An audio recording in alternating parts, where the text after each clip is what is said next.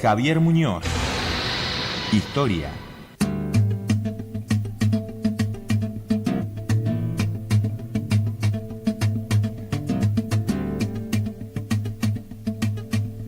Y reseguimos al profesor, investigador, docente de nuestra Universidad del Comahue desde hace tantos años, el profe Javier Muñoz. ¿Cómo anda, profe? Bien, muy bien, con un poco de frío. Tengo que decir que somos varios los que hemos pasado por su cátedra en su momento. Nos hemos formado, no sé si bien o mal, pero al menos hemos recibido información de la historia, cosa que nos ha permitido ver la perspectiva de nuestra sociedad actual a la distancia, ¿no? Cómo es que nos convertimos en lo que somos y qué cosas estamos haciendo para dejarle a nuestros hijos cosas importantes, trascendentales. Bueno, me alegro primero que haya servido esto para que usted se forme. Para eso vinieron a la facultad. Sí. Y además, lo que puede dejarle a su hijo es algo más que el relato, que es lo que hoy predomina, y dejarle realmente un concepto de historia y principios de vida, ¿no? Uh-huh. Eso sería más o menos lo que apuntamos desde la facultad. Hay un poeta que dice que la historia la escribe quien gana. Esto fue así históricamente. Este proceso de revisionismo que se viene planteando en los últimos meses, en los últimos años, fuertemente comunicado por lo menos, habla de esto, que la historia la escribieron aquellos que ganaron, ¿o no? Claro, sí. La historia la escriben las personas que ganan, ¿no? Mire que el caso típico es la Segunda Guerra Mundial. No sé si usted vio alguna película alguna vez hecha desde la perspectiva japonesa y por japonesa, uh-huh, o hecho desde alemanes por alemanes mismos. O sea, la historia la escriben las personas que ganan, ¿no? Esa sería la historia. La búsqueda del historiador es hacia la verdad histórica, la verdad fundada en el hecho histórico. Y el revisionismo histórico, yo le diría, son etapas. Acá lo hicieron en la Argentina en 1870, Salías, y con sus 3 tomos, Historia de la Confederación Argentina, luego de semejante otras terribles, increíbles críticas a Rosas, ¿no? Hecho por, Mitre, etcétera. La historia oficial de Argentina está escrita por Mitre. Tenemos héroes, tenemos buenos, tenemos malos, sí, etcétera. Y así, el nacionalismo histórico también, los hermanos Irasusta, en los 30, escriben otra historia, de otra perspectiva muy nacionalista. Y ahora, está la idea esta de hacer otra vez, ¿no? De volver a revisar la historia. Uh-huh. Y le atrae como historiador, como alguien que tiene este objeto de estudio tan de cabecera, que se haga este trabajo, debate por lo menos, que se empiece a hablar en los medios de comunicación de la historia, de qué manera se fue contando, ¿o no? Sí, lo que pasa es que la historia es una ciencia, por eso insisto en el tema del relato. O sea, usted si no es un relato, me está contando una novela. Sí. Y teniendo en cuenta que las historias noveladas han tenido mucho éxito, ¿no? En Argentina, desde Soy Roca en adelante, de Félix Luna, ni hablar, han tenido mucho éxito. Ni le quiero contar lo que con Evita, etcétera. O sea, esto se lleva hasta el teatro, el cine, donde usted quiera. Ahora bien, que puede interesar desde el punto de vista profesional es en base a la aparición de nuevas fuentes documentales. Si hay fuentes documentales nuevas y distintas, por supuesto, merecen revisarse, pero merecen revisarse con equipos realmente profesionales. Y el documento nuevo puede traer algo distinto. O no. Mire, ayer pasó, se le dio en Chile, contenido de hecho histórico, la apertura del testamento de Pinochet. Augusto Pinochet, sí. Bien, finalmente lo único que cambió era la albacea. Esto tenía una medida judicial, etc. Sí. Lo que cambió fue la albacea. O sea, el hecho histórico de la muerte de Pinochet, o la verdad, que fue el problema con el Banco Rix, no ha cambiado desde el 2000 hasta ahora. Y entonces usted genera expectativas en algo que después termina siendo algo común y corriente, como es el cambio de una albacea. Estamos de cara al 1 de mayo, día tradicional del trabajador, de la trabajadora, se podría decir ahora, que hay esta cuestión también de identificar a la mujer como parte de la historia y del discurso fuertemente. Y ha querido hablar de eso el profesor Javier Muñoz. Básicamente hacer una reseña histórica. Sería ocioso pensar que en la radio podemos en pocos minutos hacer una reseña, pero sí por lo menos tomar los puntos importantes de por qué llegamos a este festejo, a la conmemoración del Día del Trabajador, profe. Bien, vamos a intentar hacer la reseña lo más breve posible. El Día del Trabajador tiene su significado por los hechos ocurridos en Chicago en 1886. El Día del Trabajador está vinculado directamente con lo que es la segunda etapa de la Revolución Industrial, o sea, llamado también el Gran Capitalismo. Y el hecho específico es la regulación del trabajo. Uh-huh. La primera legislación sobre regulación del trabajo aparece en 1806, 1807, 11 en Inglaterra, regulando el trabajo de los niños, el trabajo de la mujer. Yo con esto quiero decirle que la mujer trabajó siempre, sí. No es algo novedoso que trabaje la mujer. Con unas regulaciones bastante laxas, esto quiere decir 10, 12 horas, 18 en algunos casos, que es lo que estaba pasando en Estados Unidos. El presidente Johnson, sobre el 86, decide regular las horas de trabajo y pasa de 12 horas en algunos casos a 10 horas.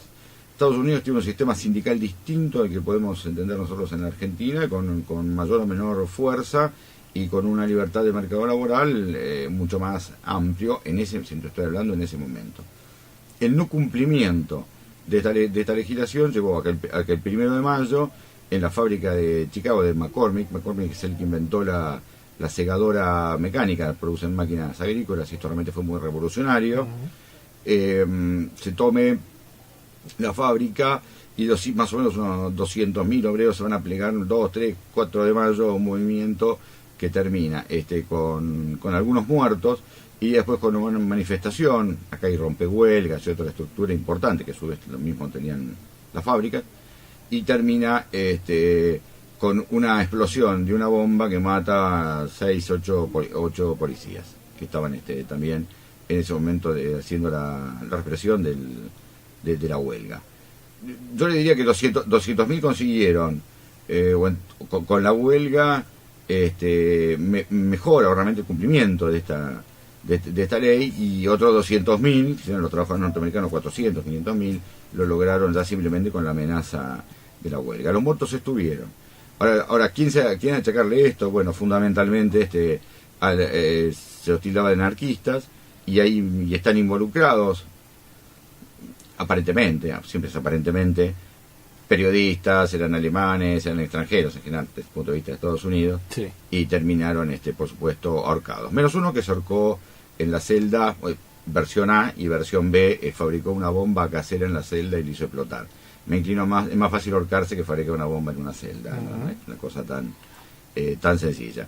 De ahí festejamos el Día Internacional del Trabajo. En Estados Unidos se festeja el Día del Trabajo, pero se festeja en septiembre. Sí, eso iba a acotar, sí, ¿no? Que no es el 1 de mayo. No es el 1 de mayo, es los primeros días de septiembre, porque es el Día del Trabajo, por la Federación del Trabajo Americano, sí. Que estuvo también detrás de la sanción de la ley esta del presidente Ingeston, del presidente Johnson, y de esa manera va a tomar con Internacional Socialista el 89 un significado de carácter internacional.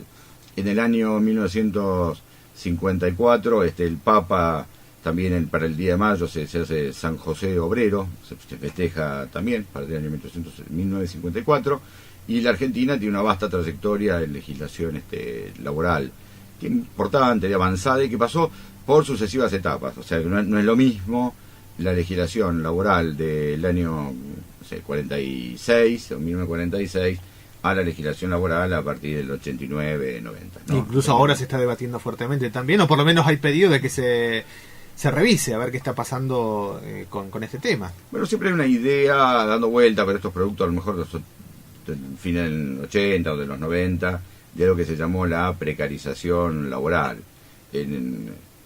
La Argentina, con respecto a lo que es el trabajo, la definición de trabajo o la definición de trabajo moderno, es muy complejo. En el mundo pasa lo mismo, no es lo mismo la idea de trabajar de la revolución industrial o hasta 1970 hay una idea de lo que es trabajar, y hoy hay una idea distinta de lo que es trabajar. Sí. Sí, producto de la revolución industrial. ¿Qué tipo de sindicalismo había en aquel momento? Usted dijo que era diferente al que entendemos nosotros aquí en la Argentina. ¿Y qué tipo de sindicalismo tenemos hoy o debería tener el trabajador hoy en día? Sé que la pregunta es muy amplia, pero sí tal vez algunos lineamientos que nos permitan entender qué diferenciaciones hay con aquel momento de la historia, cuando se comienza a luchar fuertemente por los derechos del trabajador y la trabajadora, con lo que estamos viviendo hoy en día. Bueno, yo le diría que necesito 4 horas, pero vamos a tratar de hacerlo en menos tiempo. Básicamente, en el caso de la Argentina, la FORA, la CORA, la UGT, o sea, Federación Obrera de la República Argentina, Central Obrera de la República Argentina, Unión General de Trabajadores, tienen a partir de 1890 una fuerte actuación. pero además están enrolados en distintas agrupaciones políticas. Sí. Algunos, la Fora es anarquista, UGT tiene menos anarquistas y tiene más socialistas, con una posición distinta al socialismo, que básicamente es el respeto por la institucionalidad y el sistema republicano que ya estaba vigente en la Argentina. Estos conflictos sociales de la República Oligárquica, como podríamos llamarla, son fundamentalmente un conflicto obrero. ¿Dónde se va a dar el conflicto obrero? Y en los talleres tipográficos, que es donde realmente empieza el conflicto, porque son las personas que saben leer y escribir, producto de la ley de educación 1420 en Argentina, que tiene de alto impacto positivo.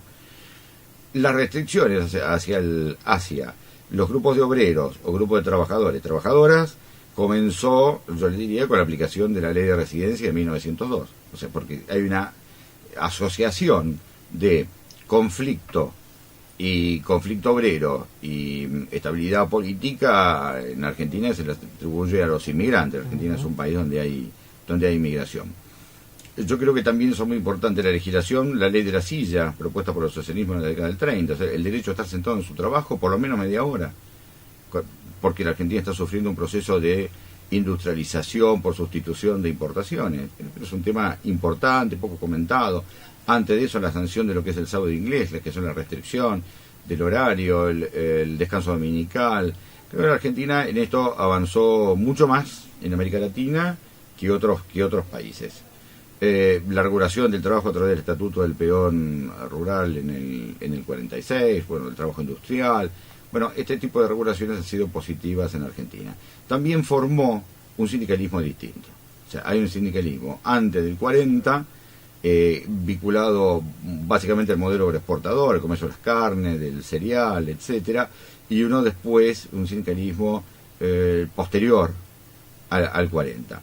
Este sindicalismo posterior al 40 trató de estar siempre, en general, aliado al gobierno, aunque haya habido golpes militares. El golpe del 28 de junio del año 66, en el cual derrocan a Ilia, es un golpe en el cual también colaboran no solamente los militares, sino los sindicatos. Entonces le digo, hay una fuerte presencia, pero estamos hablando de un país en donde hay industrias, hay fábricas y hay sindicatos que pretenden algo más que tener una mejora salarial. No estoy hablando de vacaciones, hoteles, llámelo como usted quiera, hay los lugares de veraneo, la idea del descanso, y además manejado por los sindicatos. Los sindicatos en los últimos 20 o 25 años pelean por el manejo de la caja. Entonces usted con caja puede hacer política, sin plata es muy difícil. Profe, indudablemente, es simplemente un anticipo de lo que tendremos a lo largo de este año. Nos hace muy bien que esté presente aquí en la emisora. Quiero decir que cada vez que lo llamábamos para entender un poco mejor acerca de temas históricos, siempre podíamos hablar muy bien con usted, pero ahora que lo tenemos aquí en vivo y en directo, mucho mejor.